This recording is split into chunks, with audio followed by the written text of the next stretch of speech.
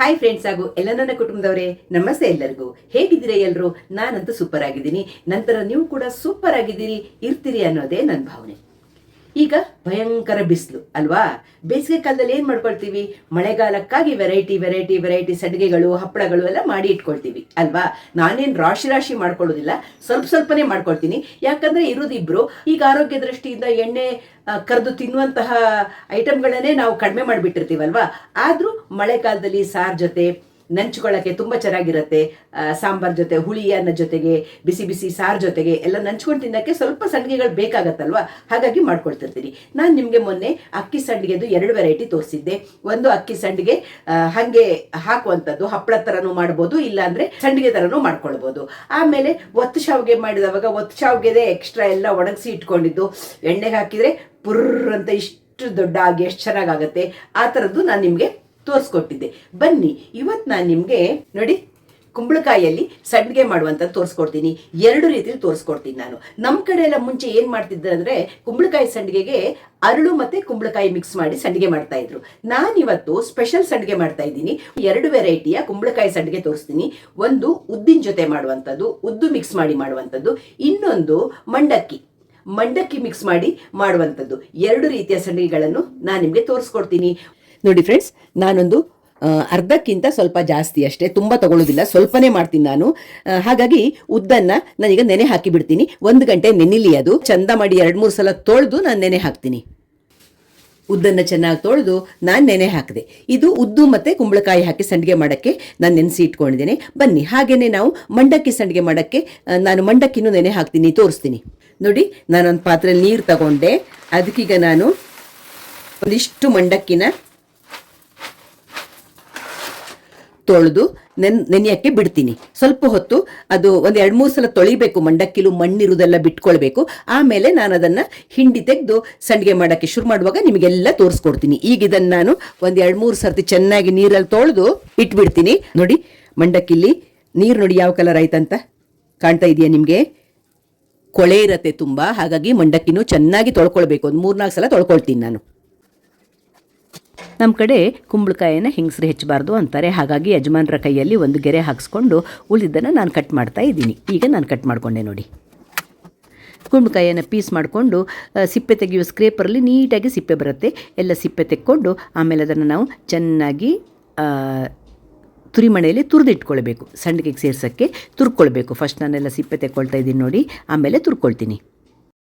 ಈ ಕುಂಬಳಕಾಯಿ ತಿರುಳಲ್ಲಿ ಚಟ್ನಿ ಮಾಡ್ಬೋದು, ತಂಬುಳಿ ಮಾಡ್ಬೋದು, ತುಂಬ ಚೆನ್ನಾಗಿರುತ್ತೆ ನೋಡಿ. ಈಗ ಕುಂಬಳಕಾಯಿಯನ್ನು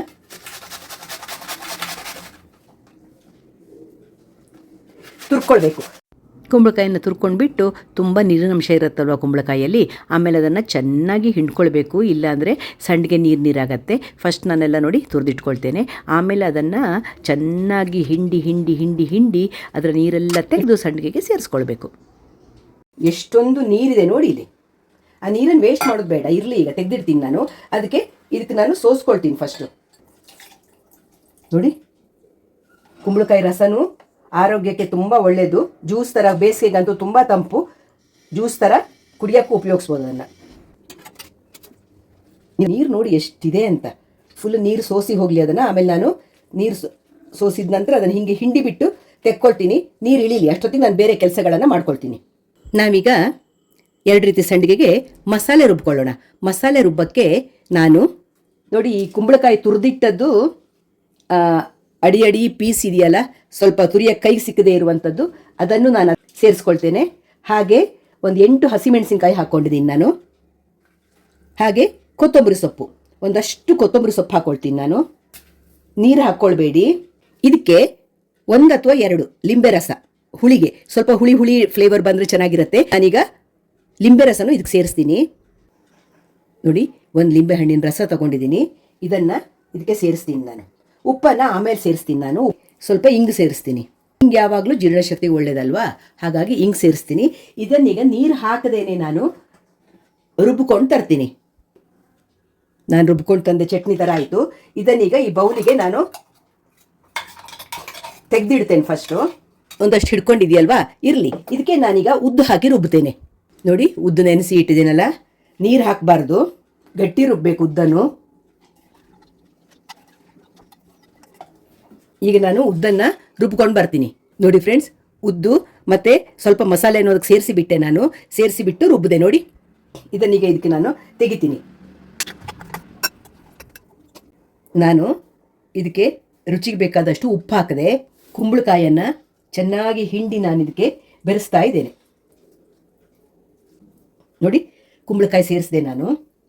ಈಗ ಇದನ್ನು ನಾನು ಚೆನ್ನಾಗಿ ಮಿಕ್ಸ್ ಮಾಡಿ ಬೀಟ್ ಮಾಡ್ತೀನಿ. ಉದ್ದು ಅವಾಗ ಏನಾಗತ್ತಂದರೆ ಗಾಳಿ ತುಂಬಿಕೊಂಡು ಗೂಡಾಗತ್ತೆ ಉದ್ದು. ನೋಡಿ, ಈಗ ಉದ್ದಿಲ್ಲಿ ಮಾಡುವಂತಹ ಕುಂಬಳಕಾಯಿ ಸಂಡಿಗೆ ಹಿಟ್ಟು ರೆಡಿ ಆಯಿತು. ಇದನ್ನು ಈ ಸೈಡಿಗೆ ಇಡ್ತೀನಿ ನಾನು. ಈಗ ಮಂಡಕ್ಕಿಯಿಂದ ಮಾಡುವಂತಹ ಸಂಡಿಗೆ ಹಿಟ್ಟು ಮಾಡ್ಕೊಳ್ಳೋಣ. ಮಂಡಕ್ಕಿನ ಹಿಂಡಿ ಬಿಟ್ಟು ನಾನು ನೆನೆಸಿ ಇಟ್ಟಿದ್ದೆ ಅಲ್ಲ, ಚೆನ್ನಾಗಿ ಹಿಂಡಿ ಈ ಥರ ಬೌಲಿಗೆ ಹಾಕೊಳ್ತಾ ಇದ್ದೀನಿ ನಾನೀಗ. ಜಾಸ್ತಿ ಅರಳು ಸೇರಿಸಿ ಮಾಡ್ತಾರೆ ಕುಂಬಳಕಾಯಿ ಸಂಡಿಗೆಗೆ. ಅರಳು ಅಂತ ಬರುತ್ತಲ್ಲ, ಹೊದಲು ಅಂತೀರಲ್ಲ, ಕೃಷ್ಣ ಜನ್ಮಾಷ್ಟಮಿಗೆ ನಾವು ಲಡ್ಡೆಲ್ಲ ಮಾಡ್ತೀವಲ್ವಾ, ಆ ಥರ ಅರಳಲ್ಲಿ ಮಾಡ್ತಾರೆ. ನಾನು ಈ ಥರ ಮಂಡಕ್ಕಿಲಿ ಮಾಡ್ತೀನಿ. ನೋಡಿ, ಕುಂಬಳಕಾಯಿಯನ್ನು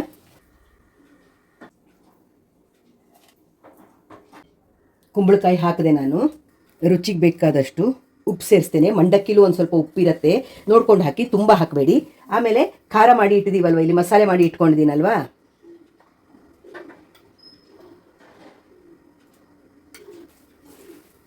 ಇದನ್ನು ಚೆನ್ನಾಗಿ ಮಿಕ್ಸ್ ಮಾಡ್ತೀನಿ ನಾನೀಗ.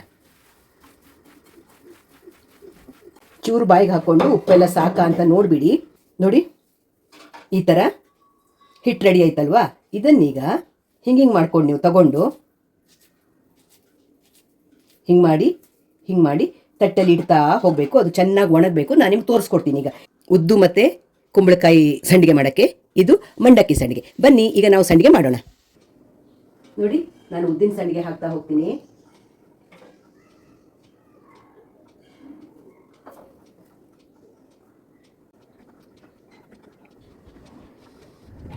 ನೀವು ಪ್ಲಾಸ್ಟಿಕ್ ಮೇಲೆ ಬೇಕಿದ್ರೆ ಹಾಕ್ಬೋದು. ನನಗೆ ತಟ್ಟೆಲಿ ಹಾಕಿದ್ರೆ ಒಣಗ್ಸಕ್ಕೆ ಸುಲಭ ಆಗುತ್ತೆ ಅಂತ ನಾನು ತಟ್ಟೆಗೆ ಹಾಕ್ತೀನಿ.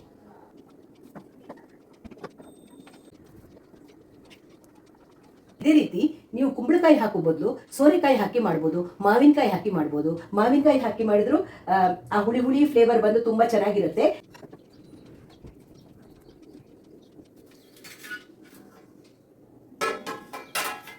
ನಾನು ಎಲ್ಲ ಸಂಡಿಗೆಗಳನ್ನು ಅಷ್ಟೇ ತುಂಬ ಮಾಡಿ ಇಟ್ಕೊಳ್ಳೋದಿಲ್ಲ. ನಮ್ಗೆ ಇಬ್ಬರಿಗೆ ಜಾಸ್ತಿ ಬೇಕಾಗೋದಿಲ್ಲ ಅಲ್ವಾ, ಹಾಗಾಗಿ ನಾನು ಮಿನಿಮಮ್ಮೇ ಮಾಡೋದು. ಎಲ್ಲವೂ ಅಷ್ಟೇ, ಪ್ರತಿ ವರ್ಷವೂ ಅಷ್ಟೇ ಸ್ವಲ್ಪ ಅಕ್ಕಿ ಸಂಡಿಗೆಗಳು, ಸ್ವಲ್ಪ ಉದ್ದಿನ ಸಂಡಿಗೆಗಳು ಅಷ್ಟೇ ಮಾಡ್ಕೊಡೋದು ನಾನು.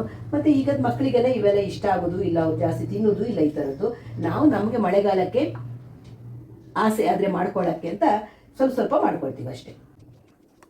ನೋಡಿ, ಇದೀಗ ಉದ್ದಿನ ಸಂಡಿಗೆ ಹಾಕಿದೆ ನಾನು. ಈಗ ಮಂಡಕ್ಕಿ ಸಂಡಿಗೆ ಮಾಡೋಣ ಬನ್ನಿ. ನೋಡಿ, ಈ ಥರ ಅಂಬಡೆ ಥರ ತುಂಬ ದಪ್ಪನೂ ಮಾಡಬೇಡಿ, ತುಂಬ ತೆಳ್ಳಗೂ ಮಾಡಬೇಡಿ. ಈ ಥರ ಉಂಡೆ ಥರ ಮಾಡ್ಕೊಳ್ಳಿ. ಕೈಯಲ್ಲಿ ಹಿಂಗೆ ಮಾಡಿ, ಚೂರು ಕೈಯಲ್ಲಿ ಪ್ರೆಸ್ ಮಾಡಿ ತಟ್ಟೆ ಮೇಲೆ ಇಡ್ತಾ ಹೋಗಿ. ಇದು ಒಂದು 3 ಬಿಸಿಲಾದರೂ ಬೇಕು. ನೀವು 3 ದಿನ ಬಿಸಿಲನ್ನು ಒಣಗಿಸಿದ್ರೆ ಇವೆಲ್ಲ ಸಂಡಿಗೆಗಳು ತುಂಬ ಚೆನ್ನಾಗಿ ಬರುತ್ತೆ. ಅದರಲ್ಲಿ ಈ ಉದ್ದಿನ ಸಂಡಿಗೆನ ಎಣ್ಣೆಲ್ಲೂ ಕರಿಬೋದು. ಸಾಮಾನ್ಯವಾಗಿ ನಾವು ಸೌತ್ ಕೇಂದ್ರದಲ್ಲಿ, ಮಂಗಳೂರು ಉಡುಪಿ ಕಡೆ ನಾವಿದನ್ನು ಎಣ್ಣೆಲ್ಲೇ ಡೀಪ್ ಫ್ರೈ ಮಾಡೋದಿಲ್ಲ. ಹಾಗೆ ಬಾಣಲೆಗೆ ಹಾಕೊಂಡ್ಬಿಟ್ಟು ಚೂರು ಕೊಬ್ಬರಿ ಎಣ್ಣೆ ಹಾಕಿ ಹೀಗೆ ರೋಸ್ಟ್ ಮಾಡ್ತೀವಿ. ಅದು ತುಂಬ ರುಚಿಯಾಗಿರುತ್ತೆ ಅದು ತಿನ್ನೋಕ್ಕೆ. ಎಣ್ಣೆನೂ ಕರಿಬೋದು, ನೀವು ಕರಿಬಾರ್ದು ಅಂತೇನಿಲ್ಲ. ಆದರೆ ಉದ್ದಿನ ಸಂಡಿಗೆ ಎಣ್ಣೆಗೆ ಹಾಕಿದರೆ ಸಣ್ಣ ಬೆಂಕಿಲಿ ಕರಿಬೇಕು, ಬೇಗ ಕಪ್ಪಾಗುತ್ತದು. ಹಾಗಾಗಿ ಸಣ್ಣ ಬೆಂಕಿಲಿ ಕರಿಬೇಕು ಅದನ್ನು. ನಾವು ರೋಸ್ಟ್ ಮಾಡೋದೇ ಜಾಸ್ತಿ, ತವಕ್ಕೆ ಹಾಕ್ಕೊಂಡು ರೋಸ್ಟ್ ಮಾಡೋದು ಜಾಸ್ತಿ.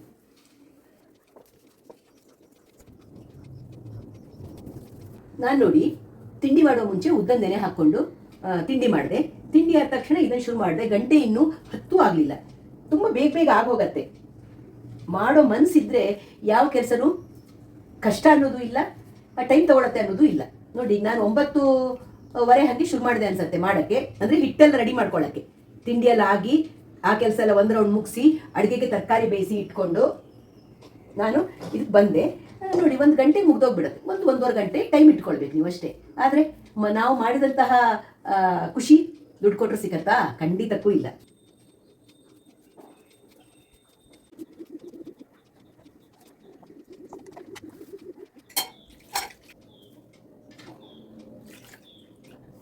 ನೋಡಿದ್ರ ಫ್ರೆಂಡ್ಸ್, ಇಷ್ಟೊಂದು ಕುಂಬಳಕಾಯಿ ಸಂಡಿಗೆ 2 ವೆರೈಟಿಲಿ ನೀವು ನೋಡಿದ್ರಿ ಅಲ್ವಾ. ಒಂದು ಉದ್ದು ಸೇರಿಸಿ ಮಾಡಿರುವಂಥದ್ದು, ಒಂದು ಮಂಡಕ್ಕಿ ಸೇರಿಸಿ ಮಾಡಿರುವಂಥದ್ದು. ಅದೇ ನಾನು ಆವಾಗಲೇ ಹೇಳಿದ್ದೀನಿ, ನೀವು ಕುಂಬಳಕಾಯಿ ಬದಲು ಸೋರೆಕಾಯಿ ತುರಿದು ಹಾಕ್ಬೋದು, ಮಾವಿನಕಾಯಿ ತುರಿದು ಹಾಕ್ಬೋದು. ಈ ಥರ ಎಲ್ಲ ವೆರೈಟಿಗಳನ್ನು ಮಾಡ್ಕೊಳ್ಬೋದು. ನಿಮಗೆ ಹಸಿಮೆಣಸು ಬೇಡ ಅಂದರೆ ಕೆಂಪು ಮೆಣಸು ಸೇರಿಸಿ ಮಾಡ್ಬೋದು, ಬ್ಯಾಡಗಿ ಮೆಣಸಿನಕಾಯಿ ರುಬ್ಬಿ ಹಾಕಿ ಮಾಡ್ಬೋದು. ನಾನು ಮೊನ್ನೆ ಅಕ್ಕಿ ಸಂಡಿಗೆ ಎಲ್ಲ ಬ್ಯಾಡಗಿ ಮೆಣಸಿನಕಾಯಿ ಹಾಕಿ ಮಾಡಿದ್ದೆ ಅಲ್ಲ, ಹಾಗಾಗಿ ಈ ಸರ್ತಿ ನಾನು ಹಸಿ ಮೆಣಸಿನಕಾಯಿ ಹಾಕಿ ಮಾಡಿದೆ. ಎಲ್ಲ ನಿಮಗೆ ಬಿಟ್ಟಿರೋದು, ನಿಮ್ಮ ಬಾಯಿ ರುಚಿಗೆ, ನಿಮ್ಮ ಮೂಗಿನ ಪರಿಮಳಕ್ಕೆ ನಿಮ್ಗೆ ಯಾವ್ದು ಇಷ್ಟ ಆಗುತ್ತೆ ಆ ರೀತಿಯಲ್ಲಿ ನೀವು ಬೇರೆ ಬೇರೆ ಥರ ಫ್ಲೇವರ್ ಕೊಟ್ಕೊಳ್ಬೋದು. ಕೊತ್ತಂಬರಿ ಸೊಪ್ಪು ಹಾಕಬೇಕು ಅಂತ ಇಲ್ಲ, ಇದಕ್ಕೆ ನೀವು ಯಾವ ರೀತಿ ಬೇಕಿದ್ರೆ ಮಾಡ್ಕೊಳ್ಳಿ. ಈಗ ನಾನು ಇದನ್ನೆಲ್ಲ ತಗೊಂಡೋಗಿ ಬಿಸಿಲಿಗೆ ಒಣಗ್ಸಕ್ಕಿಟ್ಟು ಬರ್ತೀನಿ.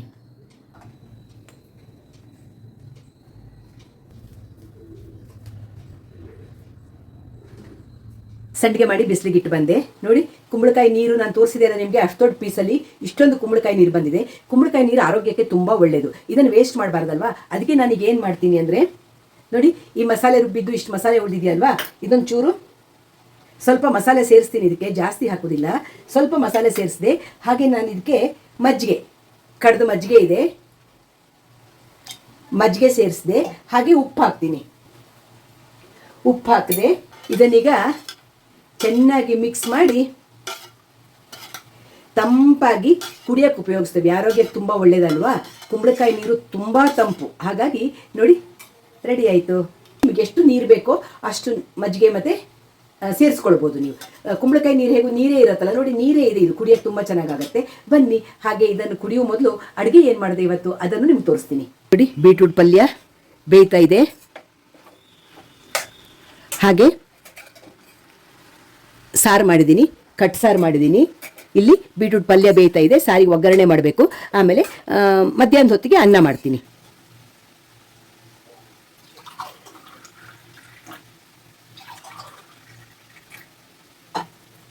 ನೋಡಿ, ಕುಂಬಳಕಾಯಿ ನೀರು, ಮಜ್ಜಿಗೆ, ಮಸಾಲೆ ಸೇರಿಸಿಬಿಟ್ಟು ಕುಡಿಯೋಕ್ಕೆ ರೆಡಿ ಮಾಡಿದೆ. ತಂಪಾಗಿ ಕುಡ್ಕೊಳ್ತೀವಿ ನಾವು. ಸಿಗೋಣ ಮುಂದಿನ ವಿಡಿಯೋದಲ್ಲಿ. ಶ್ಯಾಮಲಾ ವ್ಲಾಗ್ಸ್ ಇಷ್ಟ ಆಯಿತು ಅಂದರೆ ಏನು ಮಾಡಬೇಕು? ಒಂದು ಲೈಕ್ ಮಾಡಿ, ಶೇರ್ ಮಾಡಿ, ಸಬ್ಸ್ಕ್ರೈಬ್ ಮಾಡಿ. ಸಿಗ್ತಾ ಇರೋಣ ಒಳ್ಳೊಳ್ಳೆ ವಿಡಿಯೋಗಳ ಜೊತೆ. ಇವತ್ತು ನಾನು ಕುಂಬಳಕಾಯಿ ಸಂಡಿಗೆ ಮಾಡಿದ್ನಲ್ವಾ, ಆ ಸಂಡಿಗೆಗಳು ಒಣಗಕ್ಕೊಂದು 3 ದಿವಸ ಬೇಕು. ಅದು ಒಣಗಿದ ನಂತರ ನಾನು ಇನ್ನೂ ನನ್ನ ಮುಂದಿನ ವಿಡಿಯೋದಲ್ಲಿ ಯಾವುದಲ್ಲಾದರೂ ಅದನ್ನು ಕರೆದು ಹೇಗೆ ಬರುತ್ತೆ, ಅಥವಾ ಅದನ್ನು ಹಾಗೆ ತವದಲ್ಲಿ ರೋಸ್ಟ್ ಮಾಡಿ ಹೇಗೆ ಬರುತ್ತೆ, ಅದನ್ನೆಲ್ಲ ನಿಮಗೆ ಮುಂದಕ್ಕೆ ತೋರಿಸ್ತೀನಿ. ಸಿಗೋಣ ಮುಂದಿನ ವಿಡಿಯೋದಲ್ಲಿ. ಬಾಯ್, ಎಲ್ಲರಿಗೂ ನಮಸ್ತೆ.